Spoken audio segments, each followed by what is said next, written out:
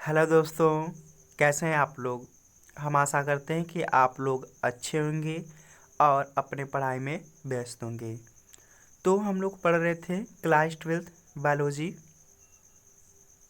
का एक नया चैप्टर जिसका नाम था पारतंत्र। तो आज उस चैप्टर का दूसरा लेक्चर होने वाला है। अगर आप सब ने इससे पहले वाला लेक्चर नहीं देखा है तो उसे जाकर तुरंत देख लीजिए। तो आइए ज़्यादा देर न करते हुए हम इस लेक्चर की शुरुआत करते हैं। तो इससे पहले जो लेक्चर हुआ था उसमें हमने पढ़ा था प्राथमिक उत्पादकता के बारे में। ठीक है, तो आज हम पढ़ेंगे प्राथमिक उत्पादकता के प्रकार। ठीक है, अब जो प्राथमिक उत्पादकता होता है यह दो प्रकार के होते हैं। पहला आपका सकल या कुल प्राथमिक उत्पादकता। ठीक है, और दूसरा होता है नेट प्राथमिक उत्पादकता। सकल या कुल प्राथमिक उत्पादकता को जीपीपी बोलते हैं, ग्रॉस प्राइमरी प्रोडक्टिविटी। ठीक है, और नेट प्राथमिक उत्पादकता को बोलते हैं एनपीपी, यानी कि नेट प्राइमरी प्रोडक्टिविटी। ठीक है, आइए उसको समझते हैं। यहाँ पर आप समझिए कि यह क्या है, पादप है। क्या है, पादप। तो इस पादप ने क्या किया, प्रकाश संश्लेषण किया और प्रकाश संश्लेषण करके इन्होंने 1000 ग्लूकोज के अणु बनाए।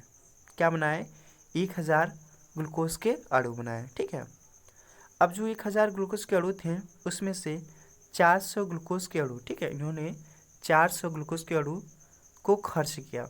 क्या किया, खर्च किया किसमें, श्वसन में। ठीक है, इस पादप ने प्रकाश संश्लेषण किया और प्रकाश संश्लेषण करके 1000 ग्लूकोज के अणु बनाए।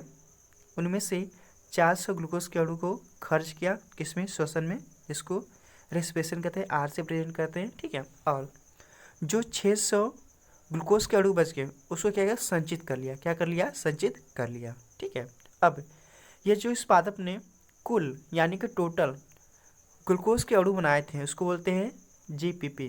क्या बोलते हैं, जीपीपी कहते हैं।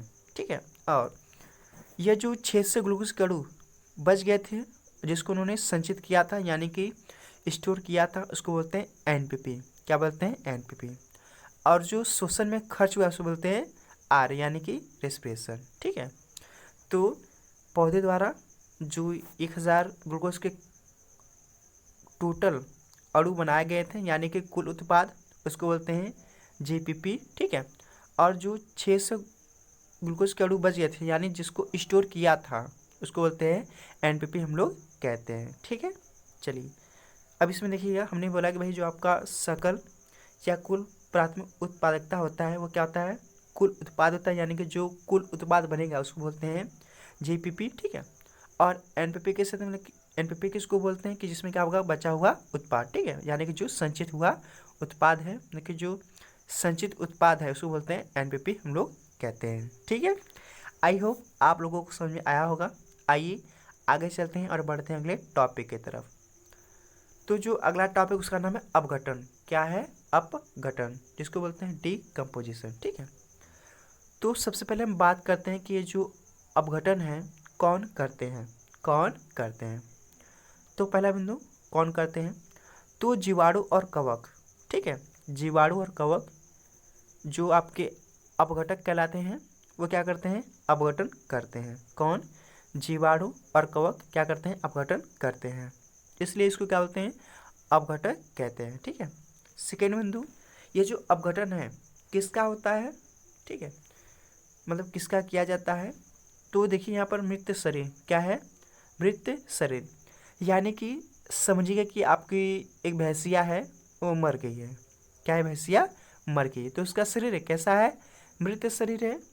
ठीक है, मतलब कि जो आपकी भैंसिया है या आपकी गाय है वह मर गई है तो उसका शरीर कैसा है, मृत शरीर है। ठीक है भाई, तो आपकी जो भैंसिया की जो मृत शरीर है उसमें क्या होगा, जटिल कार्बनिक पदार्थ होगा। क्या होगा, जटिल कार्बनिक पदार्थ होगा। अब इन जटिल कार्बनिक पदार्थों को अकार्बनिक पदार्थों में बदलेगा। ठीक है, इन जटिल कार्बनिक पदार्थों को अकार्बनिक पदार्थ में बदलेगा। कौन, ये जो जीवाणु और कवक था क्या थे, अपघटक थे। यह आपके जो भैंसिया मरी थी उसके शरीर में जाएंगे और क्या निकालेंगे, पाचक एंजाइम निकालेंगे। क्या निकालेंगे, पाचक एंजाइम। जो आपकी जो भैंसिया मरी थी उसके शरीर में जो जटिल कार्बनिक पदार्थ होंगे उनको अकार्बनिक पदार्थ में क्या करेगा, अपघटन करेगा, मतलब उसको तोड़ेगा। ठीक है, तो अपघटन किसे कहते हैं, मतलब कि जो जटिल कार्बनिक पदार्थ है उसको अकार्बनिक पदार्थ में बदलने की क्रिया को क्या बोलते हैं, अपघटन कहते हैं। ठीक है, चलिए आगे हम बात करते हैं जो अपघटन है। ठीक है, किसका होता है, किसका होता है। ठीक है, तो मृत शरीर यानी कि आपकी भैंसिया मर गई है, आपका कुत्ता मर गया है, आपकी गाय मर गई है, तो उसका जो शरीर होता है उसको बोलते हैं मृत शरीर कहते हैं।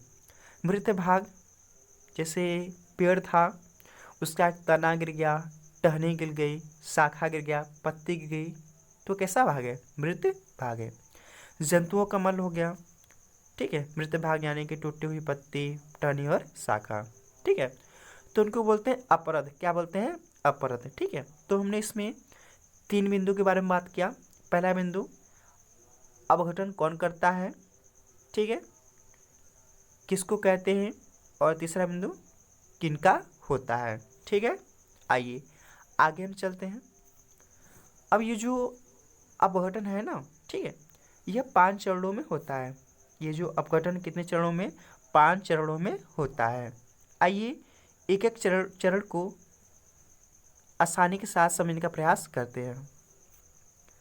अब जो अपघटन का जो पहला चरण है उसका नाम है खंडन, फ्रेगमेंटेशन। ठीक है, खंडन। अब जो खंडन है इसको समझते हैं। चलिए, तो पहला बिंदु इसमें बात करते हैं अपरद। किसकी बात करते हैं, अपरद की। ठीक है, तो अभी हमने बताया कि अपरद किसको बोलते हैं। ठीक है, तो समझिए क्या है, टूटी हुई पत्ती है। क्या है, टूटी हुई पत्ती है। ठीक है, इसको हमने क्या बोला, अपरद। ठीक है, अब जो अपरद है, ठीक है, इसको छोटे छोटे टुकड़ों में, किसमें भाई, छोटे छोटे टुकड़ों में तोड़ लिया जाएगा। क्या है, ये जो अपरद है यानी कि जो टूटी हुई पत्ती थी इसको छोटे छोटे टुकड़ों में तोड़ लिया जाएगा।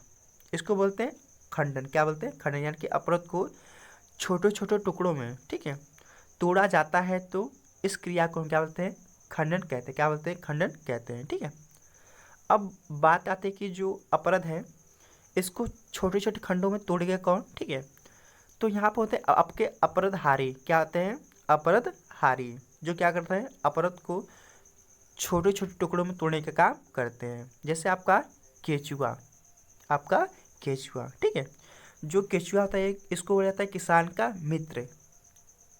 क्या बोला जाता है, किसान का मित्र। ठीक है, तो ये जो अपरद होता है, ठीक है, किसमें होता है, मिट्टी में। अब जो अपरद होते हैं, अब अपरद को जो अपराधहारी होते हैं, जो अपराधहारी होते हैं क्या करते हैं, वो उसको छोटे छोटे खंडों में तोड़ लेते हैं। किस में तोड़ते हैं, मिट्टी में तोड़ते हैं, याद रखिएगा। ठीक है, मतलब कि जो अपराध है किस में होगा, मिट्टी में।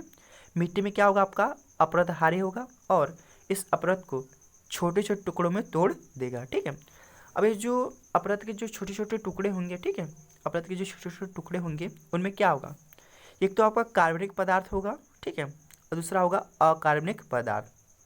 हमने क्या बोला, ये जो अपरद के छोटे छोटे टुकड़े होंगे उसमें कार्बनिक पदार्थ भी होगा और आपका अकार्बनिक पदार्थ भी होगा। ठीक है, अब ये जो कार्बनिक पदार्थ होगा क्या होगा, अघुलनशील होगा। ठीक है, अब ये जो आपके अकार्बनिक पदार्थ होंगे क्या होंगे, जल में घुलनशील होंगे और अघुलनशील होंगे। ठीक है, हमने क्या बोला, ये जो छोटे छोटे टुकड़े हैं इसमें कार्बनिक पदार्थ भी होंगे और अकार्बनिक पदार्थ होते हैं। ठीक है, अब ये जो कार्बनिक पदार्थ हैं ये अघुलनशील होंगे यानी जल में नहीं घुलेंगे, और आपके जो अकार्बनिक पदार्थ हैं ये भी क्या होते हैं, ये भी जल में घुलनशील होते हैं और अघुलनशील होते हैं। ठीक है, आइए अगली चरण की तरफ चलते हैं। तो जो अगला चरण उसका नाम है निच्छालन, लीचिंग। ठीक है, निच्छालन, जिसको इंग्लिश में लीचिंग कहते हैं। ठीक है, अब देखिए इसमें क्या आता है, ये क्या आपकी मिट्टी है। क्या है, मिट्टी है। देखिए अब जो मिट्टी है इसमें छोटे छोटे कण क्या है, आपके छोटे छोटे अपरद है। क्या, छोटे छोटे अपरद है। ठीक है, अब ये जो अपरद है हमने इसमें क्या डाला, पानी डाला, क्या हमने डाला, जल, हमने क्या डाला, जल, ठीक है। तो जब इसमें जल डालेंगे, क्या डालेंगे हम इसमें, जब जल डालेंगे, ठीक है, तो इसके ऊपर जो कार्बनिक पदार्थ और जो अकार्बनिक पदार्थ होगा, ठीक है, ये क्या होंगे भाई, जल में घुलकर क्या होंगे, जल में घुलकर क्या होंगे, नीचे की तरफ इकट्ठे हो जाएंगे। ये जो छोटे छोटे अपरत होंगे इसमें क्या होंगे, कार्बनिक पदार्थ और अकार्बनिक पदार्थ होंगे, ठीक है। अब जो इसमें जो कार्बनिक या अकार्बनिक पदार्थ, ठीक है, जो जल में घुलनशील होगा, क्या होगा, जल में घुल के साथ क्या होगा, इसके नीचे चले आएगा, ठीक है। तो जो छोटे छोटे अपरद हैं, जैसे हम क्या जल डालते हैं तो इसके जो हमने बोला कि जो छोटे छोटे अपरद हैं इसमें क्या होंगे, कार्बनिक पदार्थ और अकार्बनिक पदार्थ होंगे, ठीक है। अब ये जो अकार्बनिक पदार्थ होते हैं कैसे होते हैं, जल में घुलनशील होते हैं, क्या होते हैं, जल में घुलनशील होते हैं, ठीक है। तो ये पानी के साथ घुलकर क्या होंगे, मिट्टी के नीचे से सतह पर आ जाएंगे, ठीक है। इस क्रिया को हम क्या बोलते हैं, निच्छालन, क्या बोलते हैं, निच्छालन।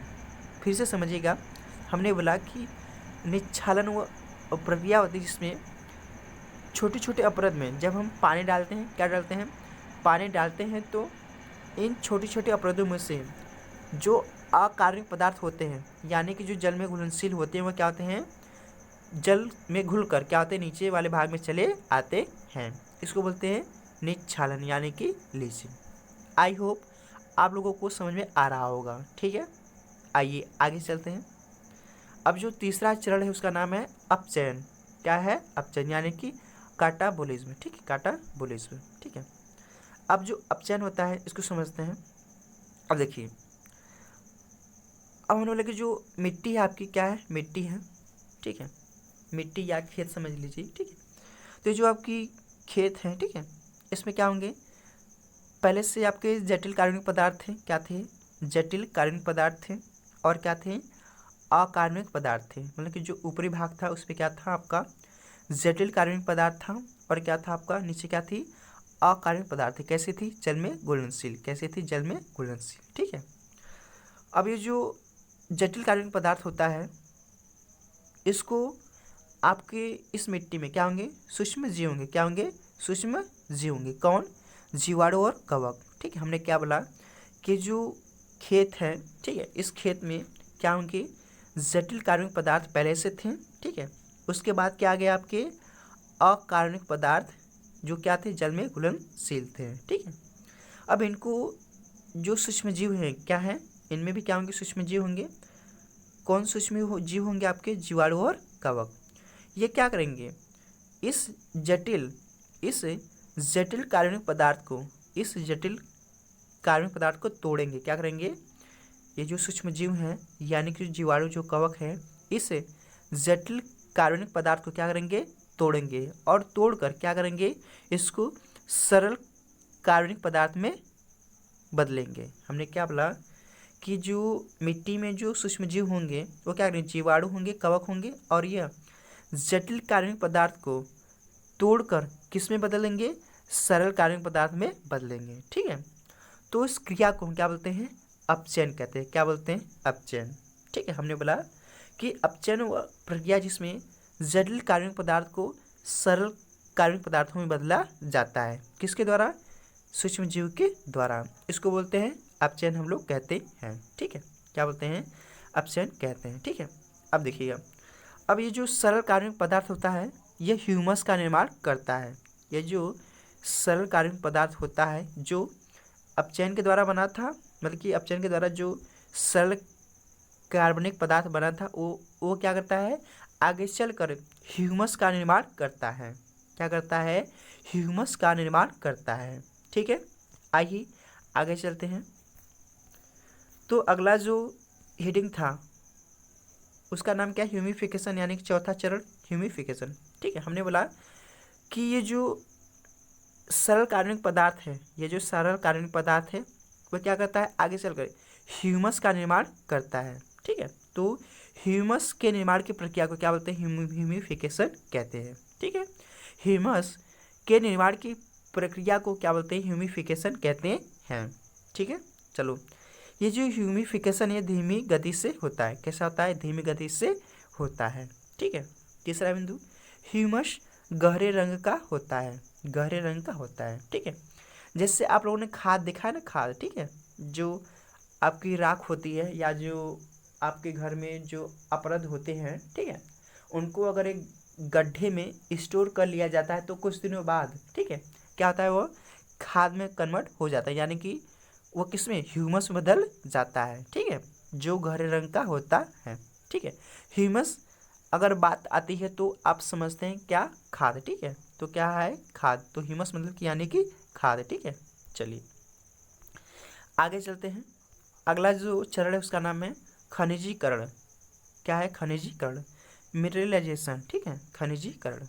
इसको समझिए, जो आपका ह्यूमस था, क्या था, ह्यूमस, जिसको हमने खाद बोला। ठीक है, उसमें क्या थे, सरल कार्बनिक पदार्थ, क्या थे, सरल कार्बनिक पदार्थ थे। ठीक है, तो जो सरल कार्बनिक पदार्थ हैं, यानी कि जो ह्यूमस था, इसको अकार्बनिक पदार्थ में बदलने की क्रिया को, ठीक है, मतलब कि जो आपका ह्यूमस है, अगर उसको अकार्बनिक पदार्थ में बदल लिया जाता है तो उसको बोलते हैं खनिज। क्या बोलते हैं, खनिज। हमने क्या बोला, जो ह्यूमस है जिसमें क्या था, सरल कार्बनिक पदार्थ, अगर वह अकार्बनिक पदार्थ में चेंज हो जाता है, यानी कि खनिज में चेंज हो जाता है, तो उस क्रिया को हम क्या बोलते हैं, खनिजीकरण कहते हैं। क्या बोलते हैं, खनिजीकरण कहते हैं। ठीक है, आई होप आप लोगों को यह वीडियो समझ में आया होगा। ठीक है, अगर आपको ये वीडियो अच्छा लगा है तो हमारे इस चैनल को लाइक एंड सब्सक्राइब ज़रूर कीजिएगा और यह वीडियो अपने दोस्तों के साथ शेयर ज़रूर कीजिएगा। तो हम लोग मिलते हैं इसी तरह अगले वीडियो में, तब तक के लिए टाटा बाय बाय।